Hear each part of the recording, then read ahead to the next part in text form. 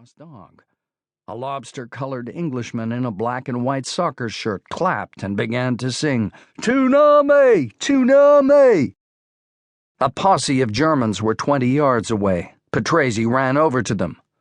"Move! You gotta move!" "Hey!" One of the Germans clapped him on the shoulder. "Chill out, man.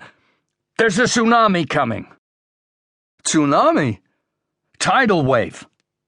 The Germans looked out at the ocean. The water was a carpet of azure as far as they could see. "I don't see no tidal wave," said the shoulder clapper. They all looked at Patrese with a sort of benevolent wariness, clearly bracketing him as slightly demented but probably harmless. "It's coming, I tell you," Patrese insisted. "Whatever you're on, man, can you give me some?" "Please, leave us alone now," said one of the German women. Patrese opened his mouth to say something else, but the Germans were already turning away from him. He kept moving, telling everyone he could find, "Leave the beach, go inland, get somewhere high." Some people packed up their stuff without a word and did what he said. Some ignored him or feigned incomprehension. Some, the smart ones, took off to other parts of the beach and began to spread the word.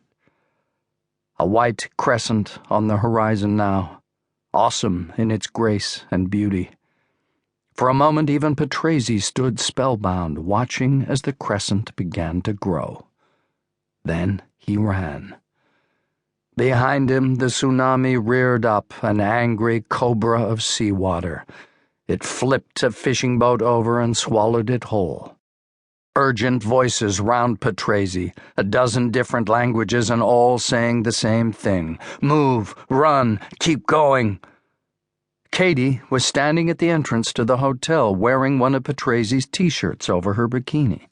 Her hair was tousled and her eyes were still bleary with sleep. "What the hell's going on?" she said. Patrese grabbed her without breaking stride. "Move! Come with me!" "Franco, what the fuck?" "Just do it!" He had to shout to be heard above the roaring.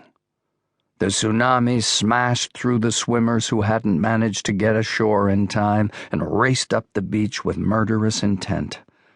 It was every monster from every nightmare bundled together and made real, surging into the hotel, devouring whole rooms in seconds, tearing husbands from wives and children from parents. Water all around Patrese and in him, holding him up and dragging him down. Water does not strive. It flows in the places men reject. Chest and spine pressed vice-tight and harder still, a balloon expanding from within. Bubbles around his head and ringing beyond heart thumps in his ears. Air, life itself, scurrying away into mocking oblivion. The camera's aperture of consciousness closing in, light shrinking from the edges, dim through flashes of jagged crystals. Thoughts slowing, panic receding, resignation, acceptance, dulled contentment, blue-gray flowing around, sounds gone, and this is how it ends. This is it. Just let go and slide away like falling about in a green field in early summer. Then suddenly the water went out and the air came in. Coughing, spluttering, frenzied inhaling, man's reflex to survive.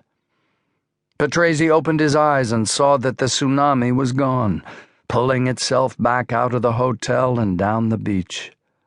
Bodies span like sticks in the surge. Patrese felt a wall at each shoulder and realized he'd been pinned in a corner, facing away from the beach.